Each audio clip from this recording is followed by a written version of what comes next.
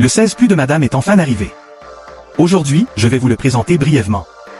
Et je vais le comparer avec son ancien 12 Pro Max. Ainsi qu'avec le 15 Pro que j'utilise actuellement pour filmer. Max, pour une comparaison. Y compris le volume et le poids.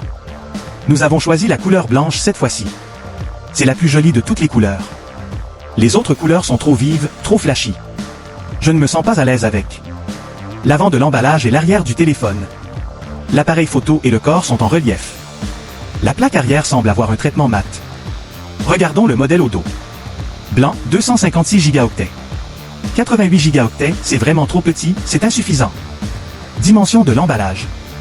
Doit être à peu près la même chose qu'avant. Je compare, c'est presque pareil. La taille d'une paume. Alors, ouvrons-le maintenant. Tirez sur cette petite languette verte pour l'ouvrir. Ouvert. On le sort. Une légère résistance. Moins fort que les précédents. Identique à la boîte. Cette couleur est si blanche. Je ne sais pas si vous pouvez le voir. L'emballage est d'un jaune pâle. L'arrière est d'un blanc immaculé. Plus blanc que du papier toilette. Un blanc froid, glacial. Voilà. Cette taille. Celle sur l'emballage, la couleur et les coutures sont identiques. Regardons le contenu. Le câble est tressé. Blanc aussi. Environ 1 mètre de long. Puis le manuel. Comment font-ils les manuels maintenant? Un manuel ovale. De haut en bas, le logo iPhone. Le guide d'utilisation, qui se déplie. Et en bas, le certificat de garantie. Voilà l'ordre. Je vais enlever le film protecteur. Pas de bruit, mais c'est très doux. On enlève un autre. C'est ça maintenant. Son état le plus propre. Ce blanc est vraiment beau. Pur et immaculé. Ici, c'est une seule pièce. Sur le côté, le bouton d'action. Les boutons haut et bas. Le point fort annoncé cette fois-ci. C'est le démarrage rapide de l'appareil photo. Là, ce n'est pas très harmonieux. En comparaison, c'est un matériau blanc en relief. Les couleurs sont différentes. Donc, cela semble assez étrange. En bas, le porte-obcé et le haut-parleur. Symétrique. L'arrière est probablement sa partie la plus belle. Un blanc doux, l'appareil photo disposé verticalement. Horizontalement, l'effet est différent. Cela ressemble à 2 yeux. Et ceci, c'est son nez. Verticalement, l'effet est différent. Normalement, c'est comme ça. Et comme ceci lors de la prise de vue. J'ai pourtant des mains assez grandes. Mais il est difficile d'atteindre les boutons. Je dois vraiment m'étirer. Peut-être à cause de la forme. Pour la prise en main. Les bords sont légèrement arrondis. C'est agréable, pas trop tranchant. Contrairement aux anciens modèles, qui étaient très tranchants.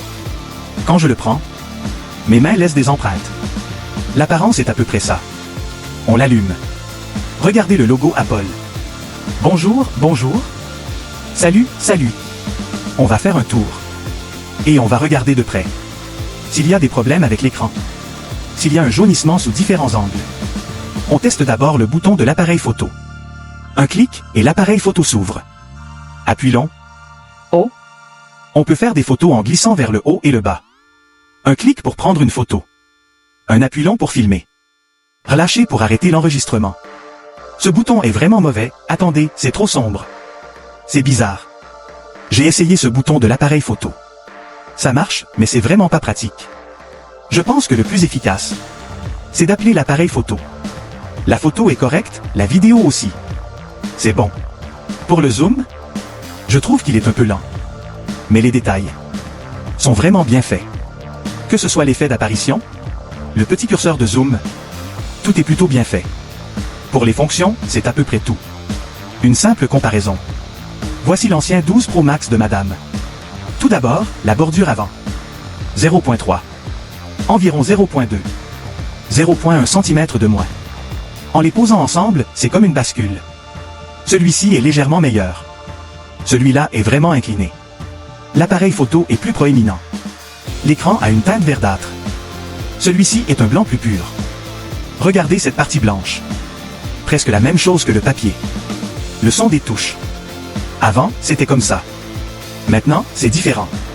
Le son est plus clair. Largeur de l'écran. Celui-ci est plus fin. Plus étroit. La hauteur est à peu près la même.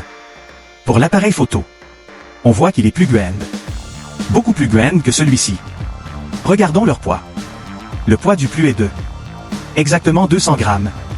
Le 12 Pro Max. 236,8 grammes, une différence de 36 grammes. Pesons le 15 Pro Max. 234 grammes, le 15 Pro Max et le 12 Pro Max. Diffèrent de 2 ou 3 grammes. On peut dire que le Pro Max est plus lourd. Les angles sont plus arrondis. La bordure de l'écran, même si elle n'est pas aussi fine que la série Pro. Sans comparaison, c'est correct. Y compris son écran 60 Hz.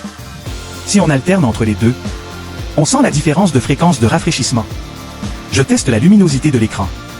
C'est la luminosité maximale. Et voici la luminosité minimale. La différence est minime. Pour le moment. Le plus est le plus rentable de la série. L'écran est assez grand. Toutes les fonctions sont là. Le blanc est le plus joli.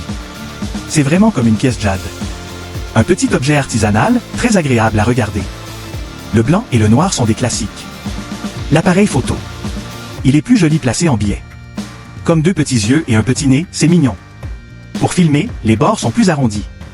Quand on le tient, c'est bien mieux au niveau de la paume. La prise en main est meilleure. Voici les boutons. La fabrication est toujours aussi robuste. Ce bouton sur le côté pour la photo. Pour le moment, il sert à contrôler l'appareil photo. Plus tard, avec l'ajout de l'IA, ce bouton sera pleinement utilisé. Le seul défaut, c'est qu'il n'y a pas de stabilisation optique.